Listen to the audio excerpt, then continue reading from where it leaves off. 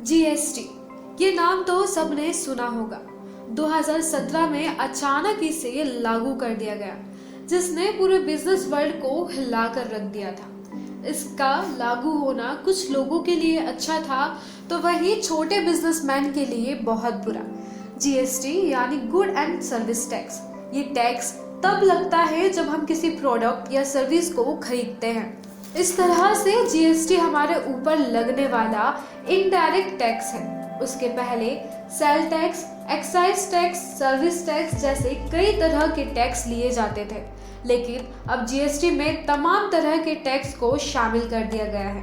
Tax system का हिस्सा होने के कारण सामान्य कारोबारी और कॉमन मैन इससे जुड़ तो रहे हैं, पर इसका फंडा अब भी उनके लिए बहुत आसान नहीं है। तो आइए जानते हैं जीएसटी टैक्स के बारे में।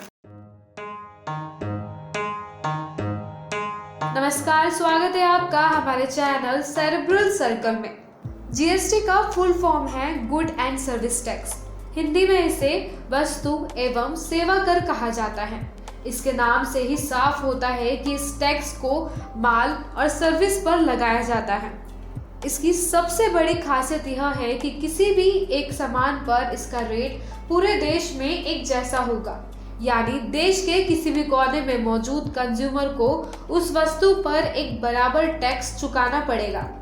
जीएसटी के बारे में जानने से पहले जानते हैं कि इसकी पहले क्या गड़बड़ी थी जिसके कारण जीएसटी लागू करना पड़ा। पुरानी व्यवस्था में टैक्सों का मकड़जाल बहुत गहरे तक फैल चुका। उदाहरण की अगर हम बात करें तो जैसे ही माल फैक्ट्री से निकलता था, सबसे पहले उस पर लगता था उत्पाद शुल्क यानी एक्साइज ड्यूटी। कई बार कई सामानों पर अतिरिक्त उत्पाद शुल्क यानी एडिशनल एक्साइज ड्यूटी भी लगता था।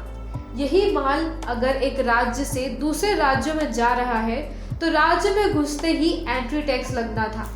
इसके बाद जगह जगह चुंगियां अलग से। जब माल बिकने की बारी आई तो सेल टैक्स यानी वीएटी की मार। कई मामलों में परचेस टैक्स भी लगता था। सामान अगर विलासिता से जुड़ा है तो लग्जरी टैक्स अलग से। होटलों या रेस्टोरेंट आदि में वह सामान उपलब्ध कराया जा रहा हो तो सर्विस टैक्स अलग से। मतलब यह है कि कंज्यूमर के हाथों में पहुंचने से पहले सामान या सेवा कई स्टेजों पर कई ड्यूटीज या टैक्सेस से होकर गुजरती है। इस तरह किसी सामान या सेवा के कस्टमर के हाथों में पहुंचने तक कई चरणों में अलग अलग रेट के कई टैक्स लग जाते थे, और यही कारण है जिसके चलते जीएसटी लाने की स्थिति बनी। दरअसल इंडियन कॉन्स्टिट्यूशन में इनडायरेक्ट टैक्स संबंधित जो पुराने नियम थे, उनमें वस्तुओं के उत्पादन और सेवाओं पर टैक्स लगाने का अधिकार केंद्र सरकार को दिया गया था, जबकि वस्तुओं की बिक्री पर टैक्स लगाने का अधिकार राज्य सरकार को दिया गया है। सबने अपने अपने हिसाब से नियम बना डाले और श्रेणियां भी तय कर दी। इसी चक्कर में एक एक सामान पर कई कई टैक्स और कभी कभी टैक्स के ऊपर टैक्स के हालात भी बन गए। छोटे व्यापारी और कंपनियां अक्सर इन नियम कानूनों में उलझ जाती थी। इन परिस्थितियों को दूर करने के लिए जीएसटी को ऐसे एकीकृत कानून के रूप में लाया गया है जो माल एवं सेवा दोनों के प्रोडक्शन से लेकर सेल तक लगाया जा सके। प्रोडक्शन और सेल का अलग अलग पेज खत्म करने के लिए जीएसटी का सिर्फ एक आधार तय कर दिया गया, और वह है सप्लाई। इसके लिए बकायदा टैक्स कानूनों में भी बदलाव किए गए। संसद में बकायदा संविधान संशोधन की प्रक्रिया अपनाई गई। इसके कारण जीएसटी कानून पारित होने में इतना लंबा समय लग गया था। अब बात करते हैं जीएसटी की इम्पोर्टेंस क्या है। भारत में टैक्स संरचना में बदलाव की जरूरत बताते हुए केंद्र सरकार की ओर से जीएसटी को लागू किया गया था। जीएसटी के आने से पहले के सभी कर का चलन खत्म किया गया। जीएसटी में दो टैक्स शामिल हैं, direct tax and indirect taxes. पहले राज्यों और केंद्र सरकार के कर अलग अलग थे, लेकिन जीएसटी के आने के बाद एक ही कर है। जीएसटी के लागू होने से इंडिया में एक ही प्रकार का इनडायरेक्ट टैक्स लगेगा। जीएसटी सभी व्यवसायों और व्यक्तियों पर लागू होगा। जीएसटी ने विभिन्न कर लाइनों को एकीकृत किया है। जीएसटी करों के बोझ को कम करता है और कर भुगतान का अनुपालन सुनिश्चित करता है। जीएसटी व्यापार करने में आसानी में मदद करता है। आइए आगे हम जानेंगे जीएसटी के मेजर फीचर्स के बारे में। मैन्युफैक्चरिंग के बजाय उपभोग पर टैक्स। जीएसटी टैक्स वस्तु और सेवा का इस्तेमाल करने वालों को देना पड़ता है। हालांकि इसकी वसूली की जिम्मेदारी सामान या सर्विस देने वाले पर होती है। मतलब ये है कि दुकानदार जब कोई सामान देगा तो उसमें जीएसटी को अलग से लिख कर बताएगा। जो भी खरीदार होगा उसे जीएसटी को मिलाकर पूरा पैसा देना होगा। सर्विस टैक्स के मामले में आपने ऐसा ही देखा होगा। मोबाइल के बिल में साफ साफ सर्विस टैक्स अलग से लिखा होता है, लेकिन सर्विस टैक्स को छोड़ तमाम दूसरे मामलों में खरीदार को पता ही नहीं होता है कि किस प्रोडक्ट में कितने टैक्स लगे हैं। अब आपको पता है कि किस प्रोडक्ट पर कुल कितना टैक्स लगा है। सरकार ने सबकी दरें पहले से तय कर दी है। टैक्स क्रेडिट सिस्टम किसी सामान के निर्माण से लेकर कंज्यूमर तक पहुंचने में पूरी चेन शामिल होती है।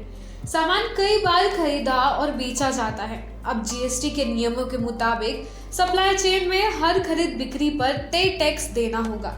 तो क्या हर स्तर पर टैक्स लगने से चीजें बहुत महंगी हो जाएंगी? जरूर महंगी हो जाती अगर टैक्स क्रेडिट सिस्टम नहीं होता।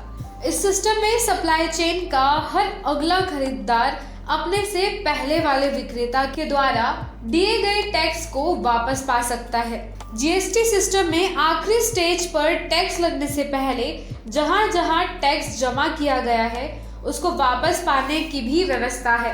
जीएसटी सिस्टम में आखिरी स्टेज पर टैक्स लगने से पहले जहां जहां टैक्स जमा किया गया है उसको वापस पाने की भी व्यवस्था है। अगर आप अंतिम या वास्तविक कंज्यूमर नहीं है और पहले के किसी स्टेज में आपने जीएसटी जमा किया है तो यह आपके खाते में वापस हो जाएगा। हर महीने जीएसटी रिटर्न भरने के दौरान आप टैक्स क्रेडिट सिस्टम के माध्यम से अपना जीएसटी एडजस्ट करा सकते हैं। ये टैक्स क्रेडिट सिस्टम क्या है, इसको अलग से हमने एग्जाम्पल के साथ नीचे समझाया है। टैक्स पर टैक्स नहीं चढ़ेगा। पहले के सिस्टम में ना सिर्फ कई अलग अलग टैक्स लगते थे, अक्सर टैक्स के ऊपर टैक्स भी लग जाते थे, क्योंकि बहुत सी वस्तुएं या सेवाएं दो या दो से अधिक तरह की कैटेगरीज में आ जाती थी। अब ऐसा नहीं होगा, क्योंकि अब जीएसटी अंतिम रूप से कंज्यूमर को ही अदा करना है। बीच में अगर किसी ने डिपॉजिट किया है तो उसका पैसा टैक्स क्रेडिट सिस्टम से वापस यानी एडजस्ट हो जाता है। लेकिन अब सवाल आता है कि टैक्स क्रेडिट मिलेगा कैसे? यहाँ हम देखते हैं कि माल की खरीदारी के क्रम में जीएसटी तो सबने अदा किया। पहले होलसेलर ने, फिर रिटेलर ने और फिर कंज्यूमर ने। तो फिर जो पहले बताया गया कि सिर्फ कंज्यूमर जीएसटी अदा करेंगे, उसका क्या फंडा है? आइए समझते हैं। दरअसल होलसेलर और रिटेलर ने अपनी बारी में जो जीएसटी जमा किया था उसे वो आगे चलकर टैक्स क्रेडिट के माध्यम से सरकार से वापस पा सकते हैं। जीएसटी का मंथली रिटर्न भरते समय वे इसे अपने ऊपर बन रही देनदारी में एडजस्ट करा सकते हैं।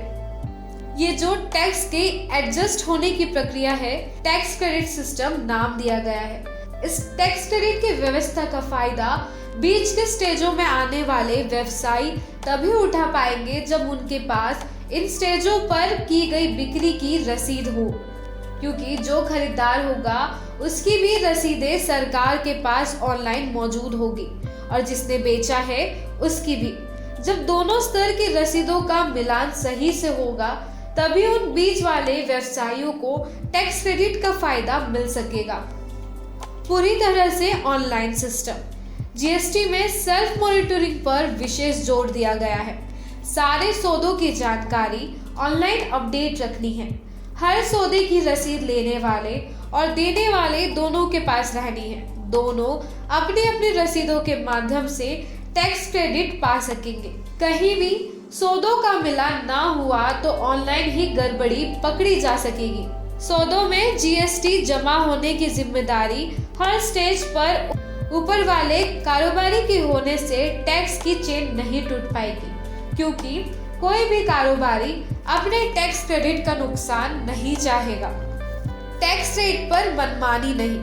पहले राज्य सरकारें अपने यहाँ बिकने वाले किसी भी सामान पर अपनी मन मर्जी से टैक्स लगा देती थी। इसका रेट भी अपना अपना रखती थी। अब ऐसा नहीं हो सकेगा।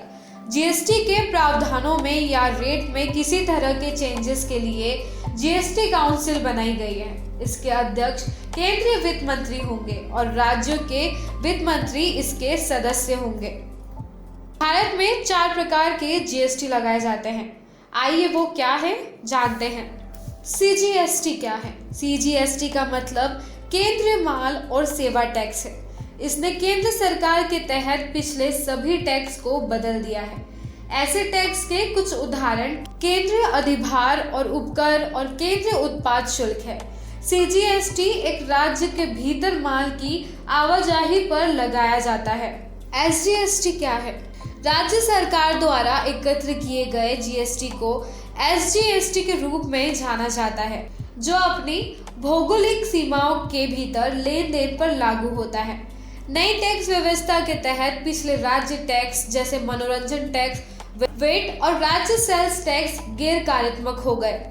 एसजीएसटी का मतलब राज्य माल और सेवा टैक्स है, जो मादक शराब को छोड़कर वस्तुओं और सेवाओं के अंतरराज्यीय आपूर्ति पर लगाया जाने वाला एकल टैक्स है। आईजीएसटी क्या है? आईजीएसटी का मतलब एकीकृत माल और सेवा टैक्स है। यह आमतौर पर अंतरराज्य लेन देन के दौरान लागू होता है, यानी 2 अलग अलग राज्यों के बीच लेन देन। जीएसटी के प्रकारों में यह 2 राज्यों के बीच उत्पादों और सेवाओं की आपूर्ति और यहाँ तक कि निर्यात और आयात पर लगाया जाता है।